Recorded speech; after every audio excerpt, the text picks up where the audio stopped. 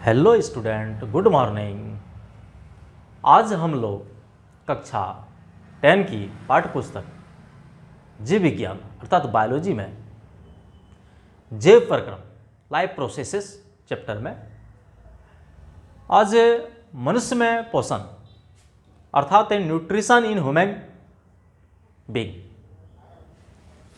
तो मनुष्य में पोषण के बारे में आज हम लोग अध्ययन करेंगे कि मनुष्य में पोषण किस प्रकार होता है, अर्थात मानव पाचन तंत्र अर्थात डाइजेस्टिव सिस्टम का सचित्र वर्णन करेंगे। तो प्लीज़ मेरे YouTube चैनल को लाइक सब्सक्राइब करें और साथ ही कमेंट और शेयर करें और बेल बटन दबाना ना भूलें। तो आइए आज एक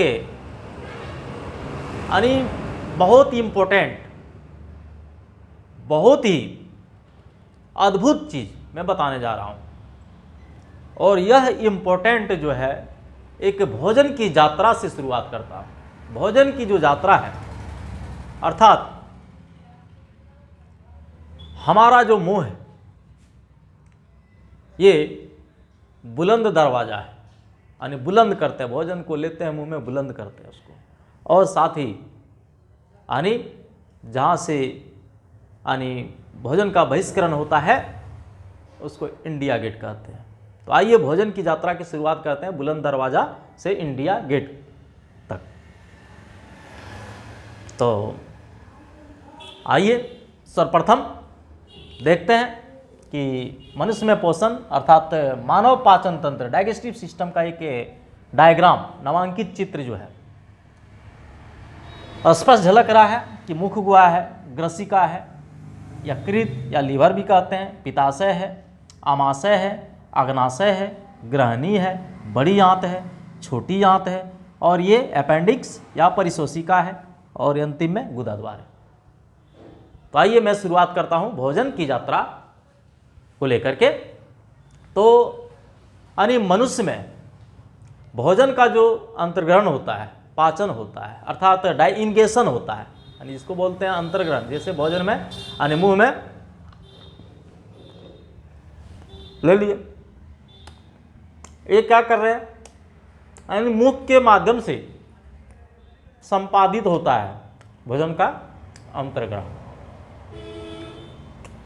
और क्या होता है, उसका पाचन पूर्ण विकसित आहार नली में होता है। आहार नली मतलब मुंह से लेकर के गुदाद्वार तक एक विस्तारित नली है, आहार नली, एलिमेंट्री कैनाल बोलते हैं इसको, एक कैनाल है। और संपूर्ण आहार नली जो है मुंह लेकर के गुदाद्वार तक, और जितने भी पाचक ग्रंथियां है इसमें, इसके सम्मिलित रूप को हम पाचन तंत्र कहते हैं, डाइजेस्टिव सिस्टम कहते हैं।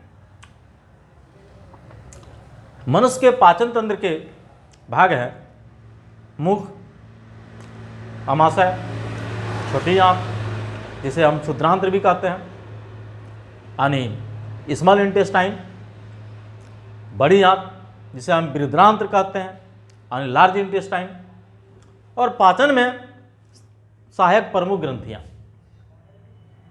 पित्ताशय जिसको हम गॉल ब्लेडर कहते हैं, अग्नाशय, लीवर जिसे यकृत कहते हैं, और जठर ग्रंथियां, गैस्ट्रिक ग्लैंड। तो आइए देखते हैं कि ये एक लंबी यात्रा, भोजन की एक लंबी यात्रा कैसे शुरुआत होती है और कैसे समाप्त होती है। सबसे पहले भोजन मुंह में दिए तो मुंह में पाचन होगा, यानी भोजन का अंतर्ग्रहण मुख गुहा में होगा। एक कैविटी है, मुख गुहा कैविटी इसको बोलता है, दांत है, जीभ है।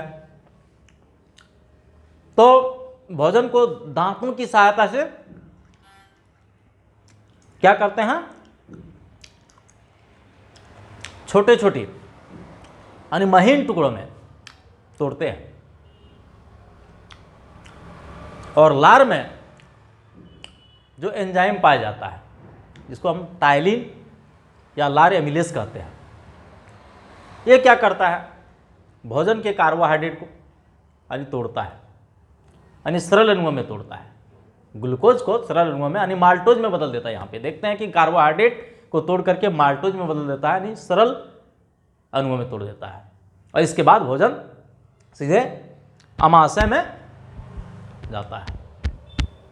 कहाँ जाता है, स्टोमैक जिसको बोलते हैं, और अमाशय में फिर पाचन होता है। यानी अमाशय का जो आंतरिक भित्ति है इसमें जठर ग्रंथियां पाई जाती है, और इससे क्या होता है, जठर रस निकलता है। जठर रस में बहुत सारे एंजाइम होते हैं, पेप्सिन, रेनिन, यह प्रोटीन पाचक एंजाइम होता है। तो रेनिन जो होता है यानी दूध की प्रोटीन को पचाता है, जो बच्चों में पाया जाता है। छोटे बच्चे जो होते हैं उसमें रेनिन एंजाइम होता है। और पेप्सिन जो होता है यह अघुलनशील प्रोटीन, यानी जो घुलता नहीं, अघुलनशील प्रोटीन को घुलनशील प्रोटीन में बदल देता है, यानी घुलनशील प्रोटीन अर्थात पेप्टोन में बदल देता है। और देखते हैं कि अमाशय की आंतरिक भित्ति में हाइड्रोक्लोरिक अम्ल होता है, HCl, जो कि भोजन के साथ जो भी जीवाणु प्रवेश करता है उसको क्या करता है, नष्ट करता है, मारता है, यानी जीवाणुनाशक होता है। यह क्या करता है, भोजन को अम्लीय बनाता है, यानी अमाशय में भोजन का अम्लीय माध्यम में पाचन होता है। अमाशय के बाद ग्रहणी में जाता है, अमाशय के बाद ग्रहणी में जाता है, और जिसे पक्वाशय भी कहते हैं। अमाशय के बाद भोजन ग्रहणी में जाने के बाद जहाँ यानी क्षारीय माध्यम बनता है, अल्कलाइन मीडियम, यानी क्षारीय माध्यम में पाचन क्रिया होती है, और पित्ताशय से गॉल ब्लेडर जो है इससे पित्त निकलता है, और वसा का क्या करता है, पायसीकरण, यानी सरल अणुओं में तोड़ देता है वसा को। जो हम लोग भोजन में जो वसा होती है वसा को सरल अणुओं में तोड़ देती है। इसके बाद अग्नाशय से अग्नाशिक रस निकलता है, पैनक्रियाटिक जूस, यानी इसमें क्या होता है, एमाइलेज, ट्रिप्सिन, लाइपेज एंजाइम होता है। और एमाइलेज एंजाइम जो होता है बची शर्करा जो होती है उसको माल्टोज में बदल देता है। ट्रिप्सिन जो होता है पेप्टोन को पेप्टाइड में बदल देता है, और लाइपेज जो एंजाइम होता है पायसीकृत यानी सरल वसा जो होता है पायसीकृत वसा को वसीय अम्ल और गिल्सरॉल में बदल देता है। अब पक्वाशय अर्थात ग्रहणी के बाद यात्रा यानी भोजन की यात्रा छोटी आंत में जाती है, यानी छोटी आंत से शुरुआत होती है। तो छोटी आंत जिसे हम लोग क्षुद्रांत भी कहते हैं, अर्थात स्मॉल इंटेस्टाइन। तो ग्रहणी के बाद भोजन यानी छोटी आंत में पहुंचता है, और या छोटी आंत की जो गति होती है, छोटी आंत में गति के कारण यानी अधपचा जो भोजन होता है उसको यानी क्या करता है, यानी पेस्ट के रूप में, लेई जिसको बोलते हैं, पेस्ट बना देता है, पेस्ट के रूप में बदल देता है। और छोटी आंत की आंतरिक भित्ति में क्या होता है, काफी संख्या में, असंख्य यानी दीर्घरोम जिसको बोलते हैं, विलाय अर्थात यानी रसांकुर। तो यह क्या करता है, अवशोषण के सतही जो क्षेत्रफल होता है उसको बढ़ा देता है, यानी भोजन जो करते हैं यह क्या करता है, यानी अवशोषण के सतह को बढ़ा देता है। और साथ ही इसमें कई प्रकार के एंजाइम होते हैं, इरेप्सिन या इसको पेप्टाइडेज कहते हैं। यह क्या करता है, पेप्टोन और पेप्टाइड को एमिनो अम्ल में बदल देता है। और साथ ही माल्टोज क्या करता है, माल्टेज एंजाइम माल्टोज को यानी ग्लूकोज में बदल देता है। और एक सुक्रेज या इन्वर्टेज एंजाइम कहते हैं, ये भी पाया जाता है। तो यह एंजाइम क्या होता है, सुक्रेज या इन्वर्टेज यानी सुक्रोज को ग्लूकोज और फ्रुक्टोज में बदल देता है। साथ ही एक लैक्टेज एंजाइम होती है। तो लैक्टेज एंजाइम क्या करता है, लैक्टोज यानी दूध में जो लैक्टोज होता है, लैक्टोज को क्या करता है, यानी ग्लूकोज और ग्लैक्टोज में बदल देता है। इसके बाद यात्रा, भोजन की यात्रा बड़ी आंत में जाती है, यानी बड़ी आंत में पहुंचती है।